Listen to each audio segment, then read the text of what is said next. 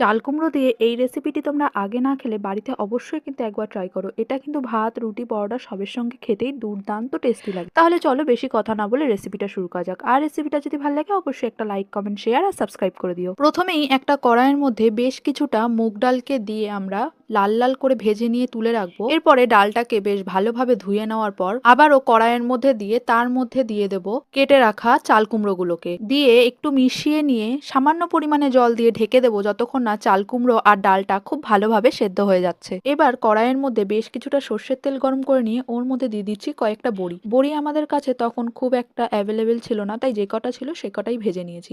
বড়িগুলোকে বেশ লাল লাল করে ভেজে নিয়ে তুলে রাখার পর দিয়ে দিচ্ছি 1 টিস্পুন জিরে ফোড়ন। 2-3 সেকেন্ড মতো জিরেটাকে একটু ভেজে নিয়ে ওর মধ্যে দিয়ে দেবো দুটো মিডিয়াম সাইজের পেঁয়াজ কুচি আর সাথে দিয়ে দেবো কয়েকটা চেরা কাঁচা লঙ্কা দিয়ে পেঁয়াজটাকে বেশ গোল্ডেন ব্রাউন করে ভেজে নেব। পেঁয়াজটা গোল্ডেন ব্রাউন ভাজা হয়ে গেলে ওর মধ্যে দিয়ে দেবো সেদ্ধ করে রাখা চাল কুমড়ো আর ডালটা, সাথে দিয়ে দেবো স্বাদ মতো নুন ও 1 টিস্পুন হলুদ গুঁড়ো দিয়ে বেশ ভালো করে মিশিয়ে নিয়ে ঢাকনা দিয়ে কিছুক্ষণের জন্য ঢেকে দেবো। চাল কুমড়ো আর ডালটা যেহেতু আগে থেকেই সেদ্ধ করা ছিল তাই এই রান্নাটা করতে কিন্তু খুব বেশি একটা সময় লাগবে না। এবারে ঢাকনাটাকে খুলে ওর মধ্যে দিয়ে দেবো 1 টিস্পুন চিনি দিয়ে বেশ ভালো করে মিশিয়ে চাল কুমড়ো থেকে যে এক্সট্রা জলটা বেরিয়েছে সেই জলটাকে বেশ ভালো করে শুকিয়ে নিয়ে ওর মধ্যে দিয়ে দিচ্ছি বেশ কিছুটা ধনেপাতা কুচি আর সাথে দিয়ে দিচ্ছি সেই ভেজে রাখা বড়িগুলোকে দিয়ে বেশ ভালো করে নেড়ে চেড়ে আর একটু শুকনো করে নিলেই কিন্তু আমাদের মুগ ডাল দিয়ে চাল কুমড়োর এই ঘন্টটা একেবারে রেডি। এটা কিন্তু গরম ভাত, রুটি, পরোটা সবের সঙ্গে খেতেই দুর্দান্ত টেস্টি লাগে। তোমরা যদি এরকম বাড়িতে না বানিয়ে থাকো অবশ্যই একবার ট্রাই করো, খেতে কিন্তু খুবই টেস্টি হয়।